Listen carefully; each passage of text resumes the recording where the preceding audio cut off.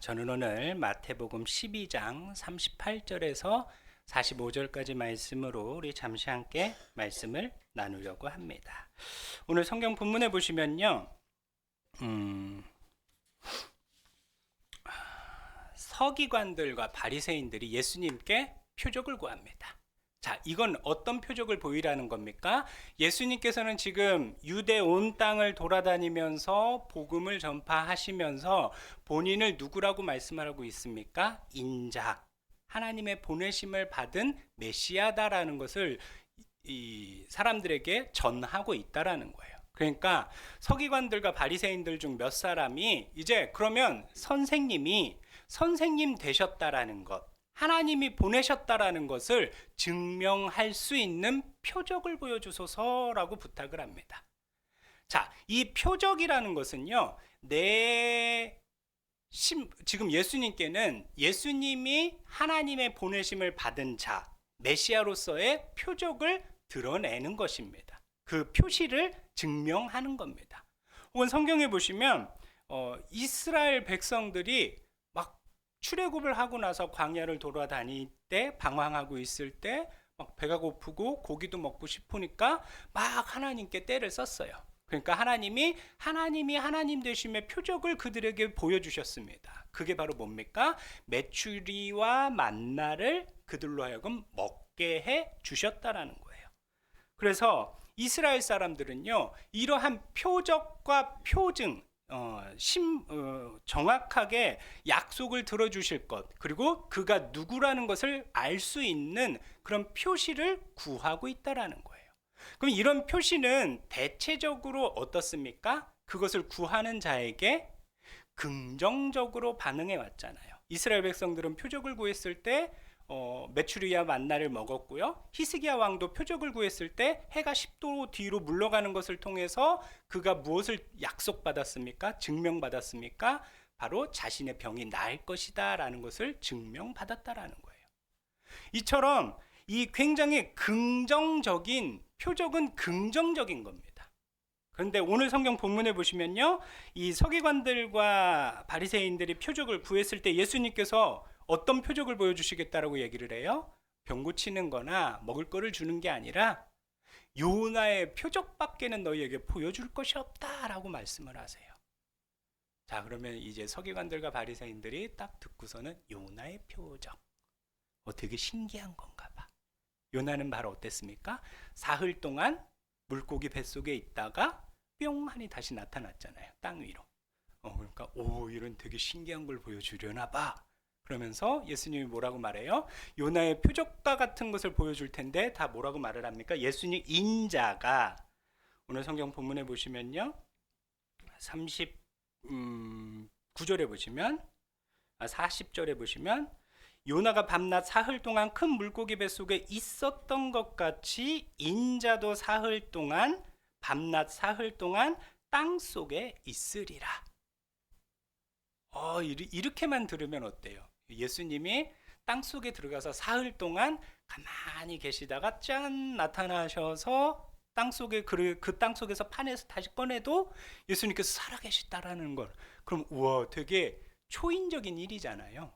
땅 속에서 숨 안 쉬고 사흘 동안 있었다라는 거, 그러니까 되게 신기한 거다라고 생각할 수 있지만, 오늘 예수님께서 그 다음에 무슨 말씀을 하십니까?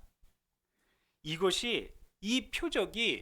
표적을 구하는 바리새인들과 서기관들에게 결코 긍정적인 표적이 아니라는 것을 알려주시는 거예요. 41절에 보시면요, 심판 때에 니느웨 사람들이 일어나 이 세대 사람을 정죄하리니 이는 그들이 요나의 전도를 듣고 회개하였음이거니와 요나보다 더 큰 이가 여기 있으며, 42절입니다. 심판 때에 남방 여왕이 일어나 이 세대 사람을 정죄하리니 이는 그가 솔로몬의 지혜로운 말을 들으려고 이 땅 끝에서 왔음이거니와 솔로몬보다 더 큰 이가 여기 있느니라.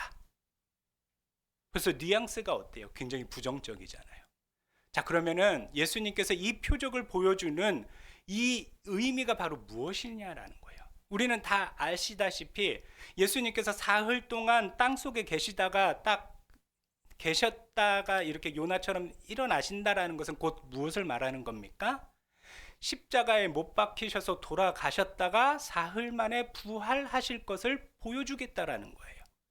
자, 우리는 여기까지 알잖아요. 근데 이 표적을 보여짐을 당하고 있는 바리새인들과 서기관들, 그리고 그 세대의 사람들은 이 표적이 그들에게 긍정적이냐 부정적이냐라는 거예요. 결론적으로 말씀드리면 부정적이다라는 거예요. 왜 그렇습니까? 예수님이 땅 속에 사흘 동안 묻히게 되는 그 묻히는 행위를 하는 자들이 바로 누구라는 거예요? 바리새인들과 서기관들이라는 거예요. 그래서 표적을 구하는 그들에 대해서 예수님께서는 어떻게 평가하고 있습니까? 39절에 보시면요. 자, 바리새인과 서기관들이 선생님한테 여쭙고 있죠. 그러자 예수님께서 39절에 보시면 뭐라고 말합니까? 첫 마디가 악하고 음란한 세대가 표적을 구하나. 바리새인과 서기관들을 누구라고 칭하고 있어요? 악하고 음란한 세대의 대표격이라는 거예요. 그럼 그들에게 요나의 표적을 보여준다라는 것은 그들이 즉 무엇을 했다라는 거예요? 예수님을 죽게 만들었다라는 거예요. 자, 그래서 그럼 그 행위를 한 그들의 나중 처지가 어떻게 되느냐? 그것을 이야기해 주는 게 바로 오늘 성경 본문 43절에서 45절에 나오는 본문이라는 거예요. 자, 깨끗한 사람이 있는데 이 한 사람이 있는데 귀신 들렸던 사람입니다. 근데 그 귀신이 그에게서 나가서 이 사람은 깨끗함을 받았어요. 근데 이 귀신이 자신이 돌아갈 곳으로 가지를 못하고 어때요? 방황하고 있다가 힘들으니까 나중에 지쳐서 처음 자기가 들어갔던 사람에게 가보니까 어때요? 깨끗하게 씻겨져 있잖아요. 그럼 이제 그리고 비어 있는 겁니다. 그래서 이제 그럼 내가 들어가야겠다. 근데 나 혼자 안 들어가고 더 센 친구들을 불러서 들어가야겠다 해서 오늘 성경에 보시면 45절에 보시면 더 악한 귀신 7을 데리고 들어가서 거했다라는 거예요. 그래서 결국에는 그 사람의 지금 상황이 처음 상황보다 더 나쁘게 되었다라는 겁니다. 오늘 서기관들과 바리새인들, 그리고 이 세대 사람들, 이 악한 세대 사람들에게 지금 누가 왔습니까? 메시아 예수 그리스도가 왔다라는 거예요. 근데 이 메시아 예수 그리스도가 오심으로 말미암아 그들의 질병과 그들의 죄를 주께서 씻어 주셨다라는 거예요.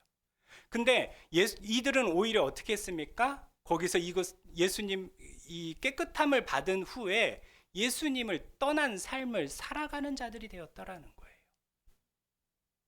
근데 예수님은 이미 청소해 놨는데 이들이 예수님을 떠나자 그들이 삶이 어떻습니까? 여전히 예수님을 인정하지 않는 삶을 사는 것을 통해서 죄 짓는 삶을 계속해서 살게 된다라는 거예요. 그래서 그들 안에 오히려 더 가득한 죄로 가득 차게 돼서 악한 죄로 가득 차게 돼서 결국에는 처음보다 예수님 오기 전보다 더 심한 심판을 받게 된다라는 거예요. 이거는 바리새인들뿐만 아니라 이스라엘에 대해서도 이야기할 수 있는 거죠. 출애굽을 했습니다. 하나님의 구원을 경험했어요. 그래서 가나안 땅에서 살 때 하나님이 어떻게 말씀하셨습니까? 하나님 자녀로서 살아갈 것을 요구하셨잖아요. 근데 이스라엘 백성들은 어때요? 하나님의 백성으로서 사는 것이 아니라 하나님 없는 삶을 점점 살아가고 있다라는 거예요. 그래서 그들 안에 죄악이 점점 가득 차서 결국에 그들은 어떻게 되었습니까? 지금 상황은 멸망하게 되었다라는 거예요. 나라 없이 식민지 생활을 하며 유리하는 백성들이 되었다라는 거예요. 처음 하나님을 만나기 전보다 더 상황이 나빠졌다라는 겁니다. 자, 그것을 이야기하고 있는 겁니다. 자, 그러면 오늘 이러한 상황을 마주하게 될 바리새인들과 서기관들이 도대체 무슨 잘못을 했느냐라는 겁니다. 하나님 앞에, 주님 앞에 오늘 그들이 무슨 죄를 지었느냐라는 거예요. 오늘 주님께서는요, 그것에 대해서 41절과 42절에 그들이 악한 세대가 될 수밖에 없었던 이유에 대해서 말을 합니다. 첫 번째가 바로 뭐냐면요, 41절에 보시면 심판 때에 니느웨 사람들이 일어나 이 세대 사람을 정죄하리니 이는 그들이 요나의 전도를 듣고 회개하였음이거니와 요나보다 더 큰 이가 여기 있으며. 첫 번째는 바로 뭡니까? 회개하지 않았다라는 거예요. 자, 근데 이 회개하기 위해서는 먼저 무엇을 해야 한다라는 거예요? 인정하고 수용해야 하잖아요. 니느웨 사람들은요, 요나와 니느웨의 관계는 어땠습니까? 적대적인 관계예요. 요나는 이스라엘 사람이고 니느웨는 아수르의 수도입니다. 그럼 서로 적대적인 관계인데 요나가 도망갔던 이유도 바로 뭡니까? 적국이 회개해서 하나님의 은혜를 입을까 봐 싫어서 도망갔던 거예요.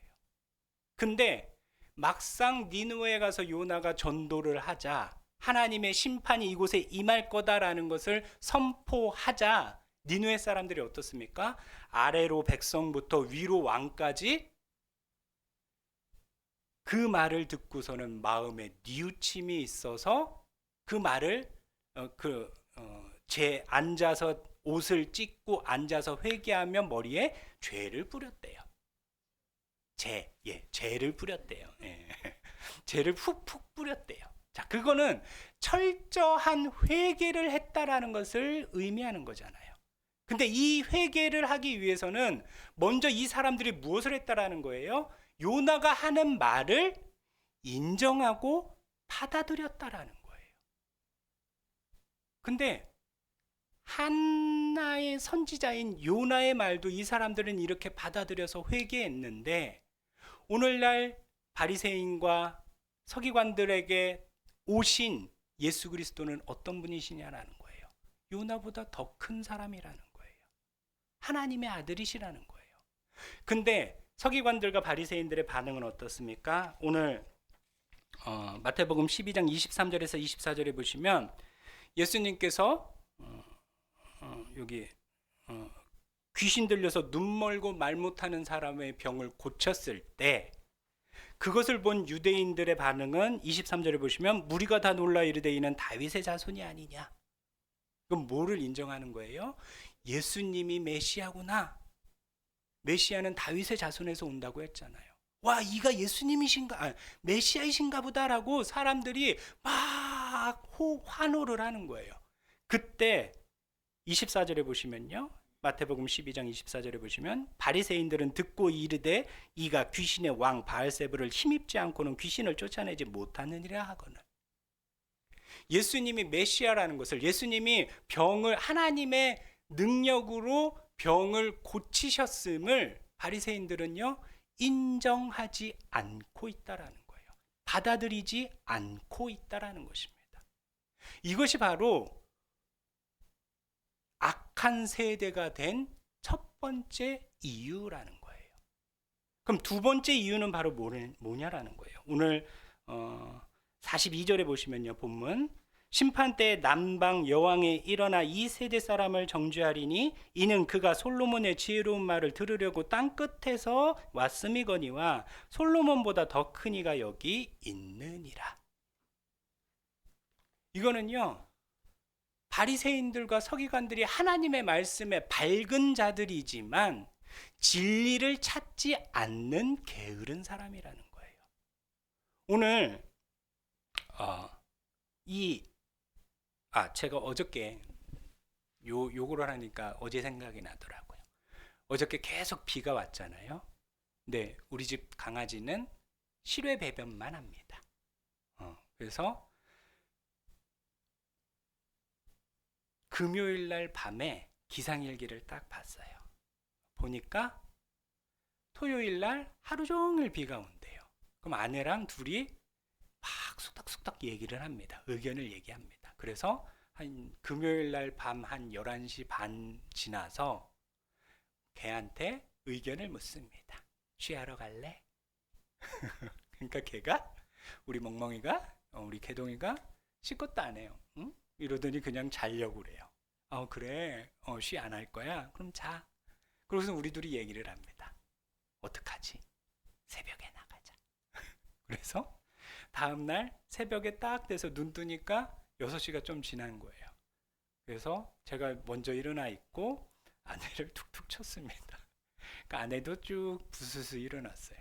그래서 이제 걔한테 묻습니다. 쉬하러 갈래?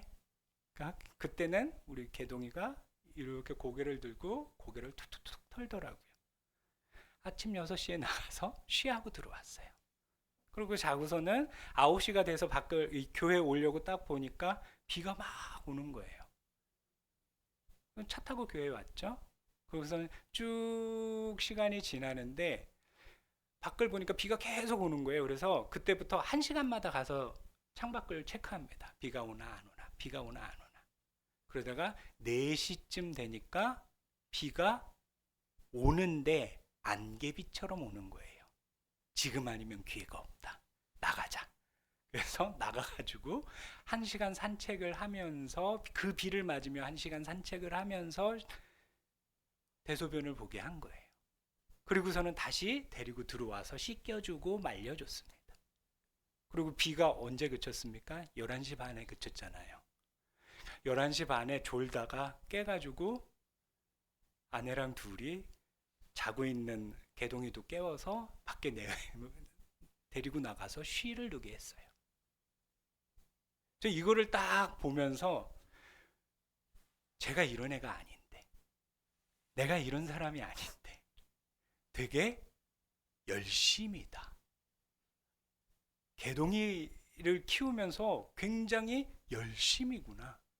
이 대소변이 뭐라고 여기에 이렇게 열심이냐 하면서 내가 되게 열정적이고 되게 적극적이구나. 이런 거를 보게 됐다는 거예요. 근데 이런 모습이 지금 누가 이런 모습을 갖고 있었다라는 거예요? 솔로몬 시대 때 솔로몬의 지혜를 배우기 위해서 누가 왔다라는 겁니까? 저 먼 땅끝 아프리카에 있는 여왕이 그 먼 거리를 수많은 각종 보화를 들고서는 솔로몬을 찾아와서 솔로몬의 가르침을 받았다라는 거예요. 이거는 어떻습니까? 그만큼 이 남방 여왕이 지혜에 대한 열망과 열정을 갖고 있었다라는 거예요. 근데 솔로몬보다 더 큰 지혜를 가지고 있는 자가 이 땅에 오셨다라는 거예요. 그게 누구예요? 예수 그리스도시라는 거예요.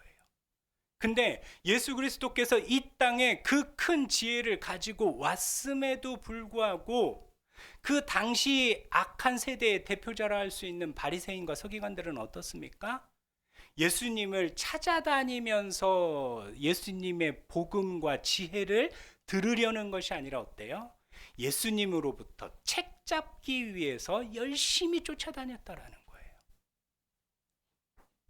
그런 진리에 대한 인정도 없고 구원에 대한 인정도 없고 그 다음에 열정도 없는 그런 그들의 이 두 가지 이유로 인하여서 예수님의 표적의 심판의 표적이 되는 자들이 되었다라는 것입니다.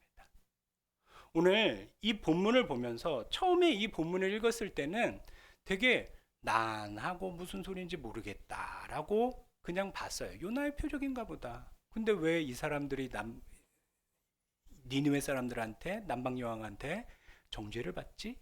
그냥 이렇게 하고 넘어갔는데 가만히 보면서 보다 보니까 굉장히 무서운 말씀이더라고요. 여러분들은 구원을 받았습니다. 하나님을 만난 자들이십니다. 성령님을 만나고 성령의 은혜를 입은 그리스도인이 되었습니다. 근데 오늘날 여러분들의 신앙 생활을 되돌아보시길 바랍니다. 항상 주님을 인정하고 받아들이고 계십니까? 항상 진리의 말씀을 찾기 위해 주님을 찾기 위해 열정적으로 찾으며 다니고 계십니까? 그것을 찾기 위해 얼마나 많은 노력을 하고 계시냐라는 것이에요. 서기관들과 바리새인들은요, 누구보다도 말씀에 밝은 자들이었고요, 누구보다도 예배 예식에 밝은 자들이었어요.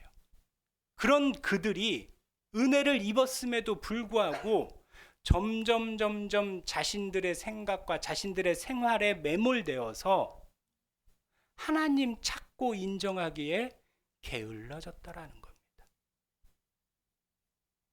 받아들이지 않고 살아가는 자들이 되었다라는 거예요.